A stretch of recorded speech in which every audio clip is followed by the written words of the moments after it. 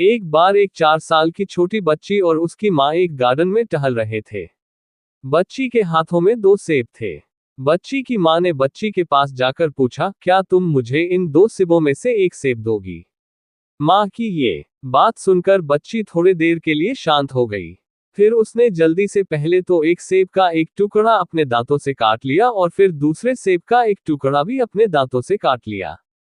बच्ची को ऐसा करते देख बच्ची की माँ थोड़ी मायूस सी हो गई।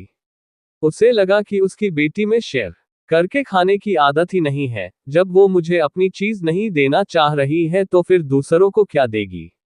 बच्ची की माँ मायूस होकर भी मुस्कुरा रही थी ताकि बच्ची को बुरा ना लगे।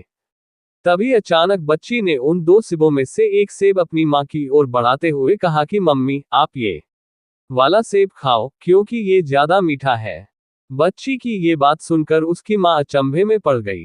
वो सोचने लगी कि अभी क्षण भर पहले वो अपनी बेटी के लिए कितना बुरा सोच रही थी कि उसमें शेयर करके खाने की आदत ही नहीं है।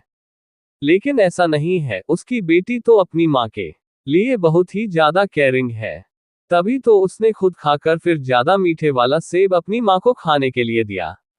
इस कहानी से हमें यही शिक्षा मिलती है कि अक्सर हम जल्दबाजी में दूसरों के प्रति जैसी अवधारणा बना लेते हैं, वैसा होता नहीं है। कई बार लोग हमारे सोचने के बिल्कुल विपरीत होते हैं। इसलिए हमें कभी भी जल्दबाजी में आकर किसी के लिए कोई भी धारणा नहीं बनानी चाहिए, क्योंकि कभी कभी जो दिखाई देता है वो सच्चाई नहीं होती। अगर आपको स्टोरी अच्छी लगी हो तो लाइक, कमेंट और चैनल को सब्सक्राइब जरूर करें। धन्यवाद।